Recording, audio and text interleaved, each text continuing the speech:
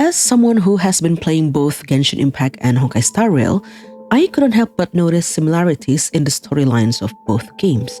These similarities have been consistent by versions, most recently with Amphoreus, that was Star Rail's version 3.0 planet, and Sumeru, which was Genshin's version 3.0 region. Now with Planarcadia, I have been noticing its similarities to Fontaine, and I think we can refer to Fontaine Archon Quest to predict what is going to happen in Planarcadia, especially in regards to Yaguang's divination of the catastrophic disaster befalling everyone in the planet.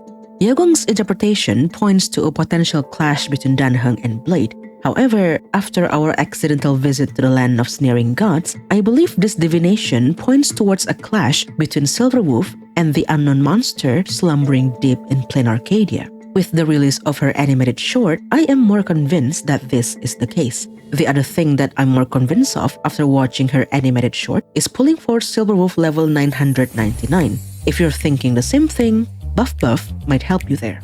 Buff is a safe and reliable top-up service where you can buy Stellar Jade at a discount. You just need to paste in your UID, choose your game server, leave an email address to receive your receipt, choose your preferred payment methods, and your top-up will be sent to you in no time.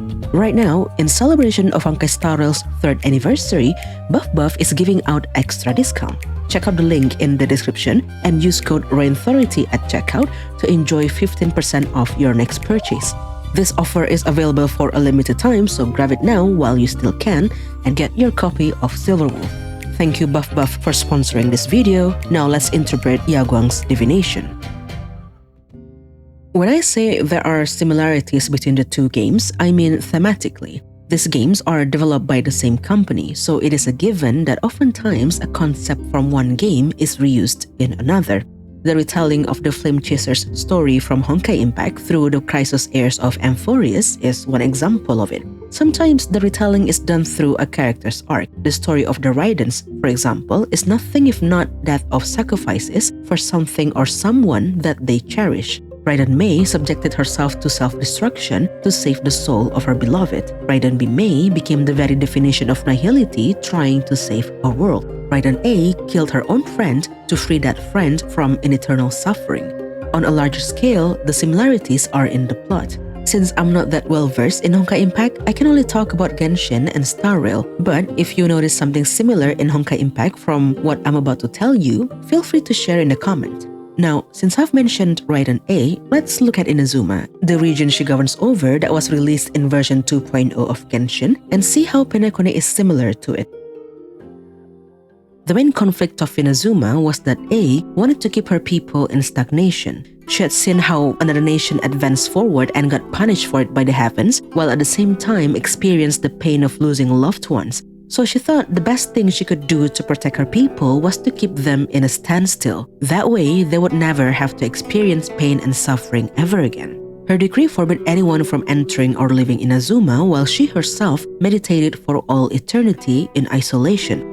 Yaemiko, A's familiar, who thought that isolation was too cruel of a fate for her god, lent her help to Traveler. This help in particular was important because rather than destroying A to free Inazuma, Yaemiko wanted to save A from herself and to free Inazuma. This is similar to Penacony's plot. Sunday wanted to keep everyone in Penacony slumbering forever, while he alone would stay awake to keep them in a blissful utopia of the sweet dream. Robin, Sunday's sister, played a crucial role in stopping Sunday, just like Yaemiko did. She also thought that being the only person awake while everyone lived in utopia was too cruel of a fate for him. Later in 3.8, we learned that Sunday was actually close to Eonhood at this point, so what the Express crew defeated in the end was a being closer to a god than to a man, just like Traveler who defeated A. As for Sumeru and Amphoreus, the similarities are even more obvious. For starters, both stories revolve around samsara.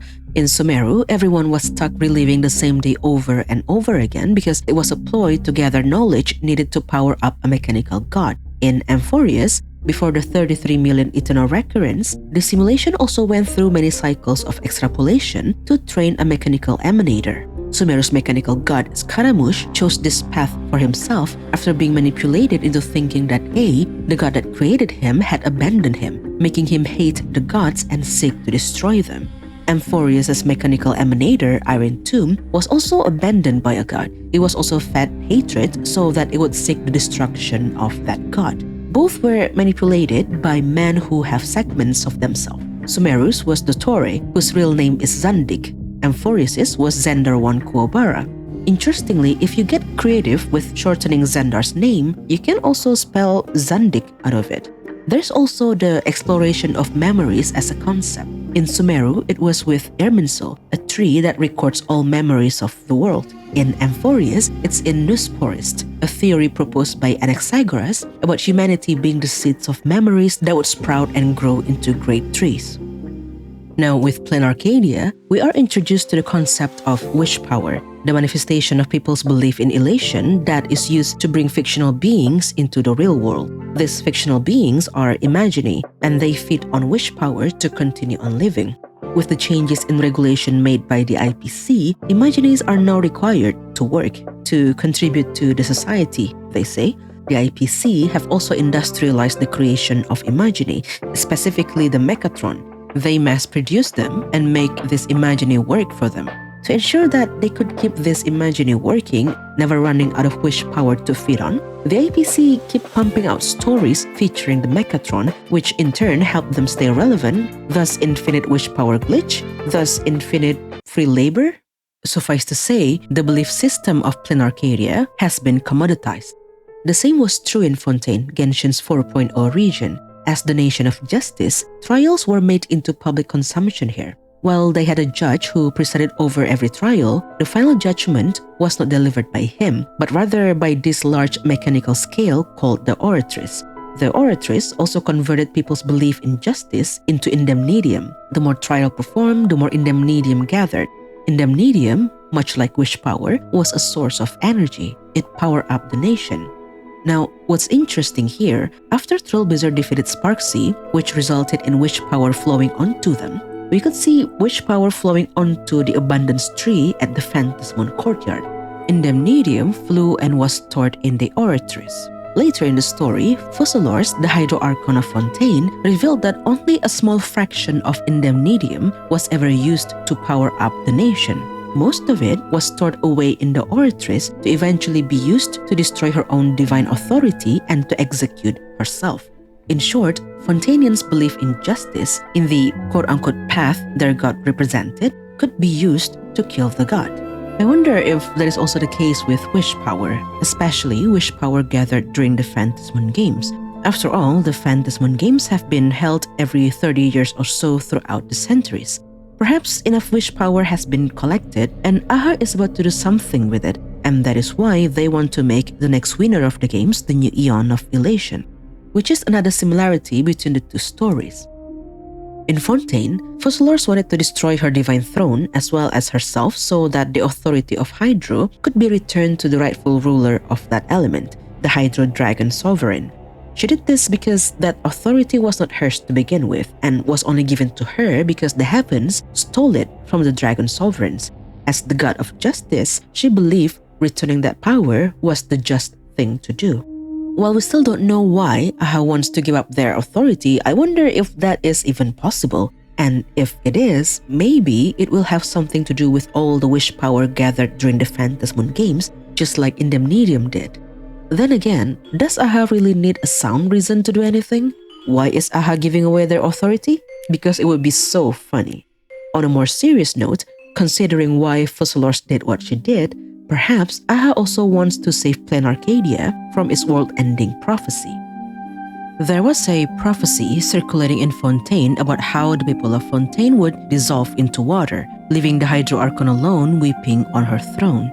This was a punishment given to Fontainians because their very existence violated the law of creation preserved for the heavens. Fusselor's plan to destroy her authority and returning it to the Dragon Sovereign was to protect her people from the prophecy. This prophecy eventually came true with the arrival of a whale known as the All-Devouring Narwhal. This whale does not belong to the world. It is a visitor from the far side of the Sea of Stars. Prior to its appearance on the surface of Fontaine, it had been greedily consuming energy from the primordial sea. Now, the reason I mentioned this whale is because the word whale in modern Hebrew also means Leviathan. I'm sure at this point you've heard of the theory about the Leviathan's existence in Planarcadia. If you haven't, well, I'm here to tell you why I think so. When we were at the land of sneering gods, something in the distance was calling out to Trailblazer. Whatever that thing was, it captured Trailblazer's attention in such a way that they were basically in a trance. We have seen Trailblazer being like this at least twice before, and both times it was because of something related to the Leviathan. The first time was in Simulated Universe when they encountered the Voracity. Herda had to snap them out of it. The second time was when they were at the tavern as they look at the giant stellar jade in the middle of the storage room. This time, Himeko had to snap them out of it. I mean, sure, the second one could be written off as Sparksea breaking the fourth wall with her knowledge of the gacha currency in Star Rail, but other than exploration, completing quests, clearing endgame modes, and redeeming codes, there's only one thing we can exchange with in order to obtain stellar jades: the Oniric Shard, which is described as lights flicking in a sea of stars that could stir the dream of a Leviathan. This is why I think that Giant Maw is a creature related to the Leviathans. In fact, I think it is a fragment of Ouroboros themselves, given the hints in the early teaser of Planarcadia. In the teaser, we saw Asheville being hired to find a missing Eon, and Ran Mei talking about handing over her research on the Leviathan. You actually found me? Guess that makes you the real detectives, huh? Don't worry. I'll inform the Intelligentsia Guild about the Leviathan research. As we know it, Ouroboros has long been missing. There's also the fact that Asheville felt a sense of familiarity from that thing, which interestingly is the spitting image of the giant maw that comes out of his ultimate. And what is the name of his ultimate? Banquet Insatiable Appetite. Ouroboros the Voracity is also called the Drinker of Worlds, the Unsatisfied Devourer, much like the all-devouring narwhal that greedily drank the primordial sea for energy. And if the narwhal signified the realization of Fontaine's prophecy, maybe that giant maw would eventually rise as well, signaling the arrival of Planarcadia's prophecy. I don't know if you guys remember this, but Planarcadia also has a prophecy that foretold the arrival of a terrifying evil descending from the sky. While it was brushed off by the news anchor when it was brought up and was never mentioned again since, I think this is one half of the divination that Yaogong foresaw. Yaogong said that she foresaw dragons clashing in the wilderness. She took this as a potential clash between Danheng and Blade, and to ensure that wouldn't happen, Danheng came up to Blade and proposed an alliance. However, a divination can have multiple interpretations, so here is my interpretation of it. I think one of the dragons that Yaogong foresaw is the giant maw in the land of sneering gods, the Leviathan. Because in mythology, Leviathan is often depicted as a multi-headed serpent or dragon. While technically it is slumbering deep underground now, which doesn't fit the prophecy because it's supposed to descend from the sky, remember what Sparkle said to Trailblazer. For all supplicants who join the Phantom Moon Games, whether they look up or down, the moon that humanity gazes upon in the sky is always the same Phantom Moon. Up is down and vice versa. So there's one of the two dragons. As for the other dragon, it could be this dragon from Silverwolf's splash art. You know, since it was revealed that Silverwolf emanator power that is sealed in the cartridge has the power to mess with Elio's script, I have been wondering why Elio allowed her to use this power now in Planarcadia, and I think I've figured it out. It is for the same reason that Yaogong has been collecting variables. See, the Stellaron hunters have been planning the best route for Trailblazer. This way, they would be the most prepared in their eventual fight against Nanook. That was why Kafka nudged them to the Luofu, Firefly assisted them in Penacony, and so on. For Elio to let the crew go to Planarcadia despite the impending doom, he must have known that this is the best path for Trailblazer to follow. Perhaps what comes before and after this eventual destruction of the planet is necessary to the plot that Trailblazer just has to go through it. Think of it like the journey to Amphorius was that important because any other routes would lead to either the death of the express crew, the death of a genius, or the rise of two more Lord Ravagers. However, the destruction of Planarcadia would also mean that Trailblazer's journey will end there, and that means game over for everyone. So instead, Elio sends Silverwolf with her cartridge to mess with that definitive outcome. Trailblazer will still have to go through this path, but maybe the unpredictability of the elation would be enough to protect everyone involved from total annihilation. For example, in Silverwolf animated short, we can see that her future self is still very much alive in the cartridge, and she was struggling to control it. Does she have a full control over it now? Can it still overpower her from time to time? We don't know. Maybe she doesn't know either. And that is one of the many unpredictabilities that she can bring onto the stage. That dragon in her splash art, maybe that's another one, something that she can conjure up in reality to fight the Leviathan with. As she said, how this ends won't be decided by the script. The script foresaw death for everyone, but Silverwolf is here to stop that from happening. One last thing that is more of a fun trivia for me is the fact that Farina's English VA, Amberly Connor, is also voicing a character in Planarcadia, Nihilux. Both are silly in their own ways, and I love her portrayal of them. I love Farina. I love Nihilux. I love the two of them. Anyway, you go enjoy 4.2 now, and I will see you in the next one.